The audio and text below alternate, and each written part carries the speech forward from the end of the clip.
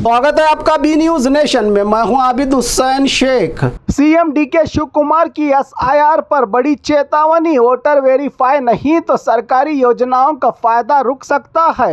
बेंगलुरु में CM DK Shiv Kumar ने special intensive revision SIR को लेकर पार्टी कार्यकर्ताओं और मतदाताओं को सख्त चेतावनी दी है। उन्होंने कहा है कि हर वोटर्स को अपनी वोटर डिटेल्स दोबारा वेरीफाई करनी होगी, वरना वोटर लिस्ट से नाम हटने का खतरा रहेगा। सीएम ने जोर देकर कहा कि वोट ही सबसे बड़ी पहचान है इस लोकतंत्र की। अगर वोटर लिस्ट में नाम नहीं रहा तो कई सरकारी योजनाओं का लाभ लेने में मुश्किलें आ सकती हैं, जैसे कि गृह लक्ष्मी, गृह ज्योति, अन्न भाग्य, फ्री राशन, सरकारी बसों में फ्री सफर, शक्ति योजना जैसे योजनाएं आपको नहीं मिलेंगी अगर वोटर लिस्ट से नाम हट गया। इसीलिए डीके शिव कुमार ने एमएलए, मंत्रियों और खासकर कार्यकर्ताओं को घर घर जाकर वोटर वेरिफिकेशन अभियान चलाने का डायरेक्शन दिया है। साथ ही एसआईआर प्रोसेस को गंभीरता से लेने और हर वोटर तक जानकारी पहुंचाने की अपील की है। कांग्रेसी कार्यकर्ताओं को वार्निंग देते हुए कहा कि अगर आप एसआईआर पर काम नहीं करेंगे तो टिकट की उम्मीद भी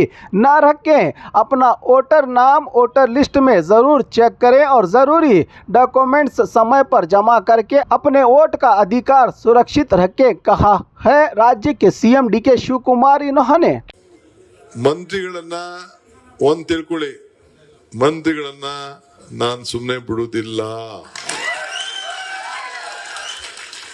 24/7 24 ಇಲ್ಲ ಪಾಪ, ಟೈಮ್ ಬೇಕು ಅವ್ರಿಗೆ. ಅವರು ಪ್ರತಿ ಈಗಾಗಲೇ SIR ವಿಚಾರ ನಿಮ್ ತಲೆಯಲ್ಲಿರ್ಲಿ. SRI ಬಹಳ ದೊಡ್ಡ ಸಮಸ್ಯೆ ಇದೆ.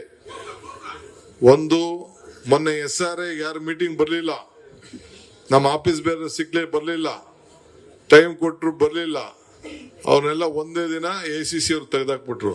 ಈ ಗೋಪಿನಾಥ್ ಹೋಗ್ಲೇ ಇಲ್ಲ, ಅದನ್ನ ವಜಾ ಮಾಡಗಂಟ. ಸೊ ಸುಮಾರು ಜನ ಜನರಲ್ ಸೆಕ್ರೆಟರಿ, ವೈಸ್ ಪ್ರೆಸಿಡೆಂಟ್ ಎಲ್ಲ ಮಾಜಿ ಆಗೋದ್ರು. ಸೊ ಹಂಗೆ ಕೈಯೋದು SIRದು ಬಹಳ ಪ್ರಮುಖವಾದ ವಿಚಾರ. ಒಂದು ಅವಕಾಶ ನಮ್ಗಿದೆ, ಇನ್ನೊಂದು ಅಪಾಯ ಕೂಡ ಇದೆ ಆ SIR ಇಂದ. ಈಗ ಏನಾಯ್ತು ತಮಿಳುನಾಡಲ್ಲಿ, ಏನಾಯ್ತು ಇದರಲ್ಲಿ, ಕೋಲ್ಕತ್ತಾ, ವೆಸ್ಟ್ ಬೆಂಗಾಲ್ 90 ಲಕ್ಷ ವೋಟರ್ಸ್ ತೆಗೆದು ಏನೆಲ್ಲ ಮಾಡಿದ್ರು. ಸೊ ಈಗ ಹಂಗೆ ನಿಮಗೆ ಈಗ ಬಹಳ ಹುಷಾರ ಇದೆ. ಮುಂದಕ್ಕೆ ಕೆಲವು ತೀರ್ಮಾನ ನಾನು ಮಾಡ್ತಾ ಇದ್ದೀನಿ.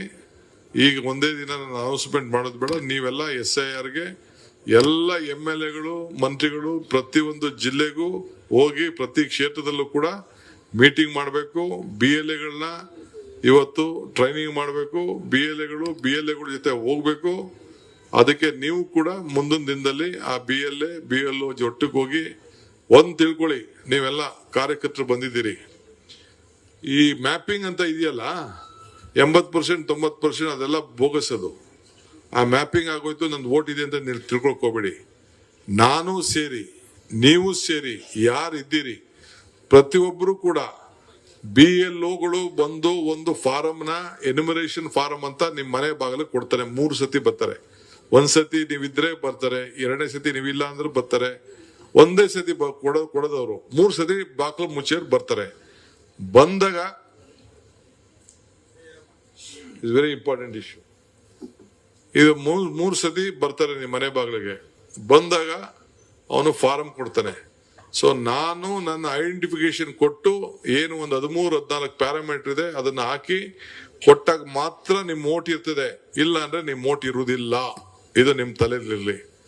ನಿಮ್ ವೋಟ್ ಇಲ್ಲ ಅಂದ್ರೆ ನಿಮ್ಗೆ ಗೃಹಲಕ್ಷ್ಮಿ ಇಲ್ಲ, ಗೃಹ ಜ್ಯೋತಿ ಇಲ್ಲ, ಅನ್ನ ಭಾಗ್ಯ ಇಲ್ಲ, ಯಾವ ಸ್ಕೀಮು ಬರುವುದಿಲ್ಲ.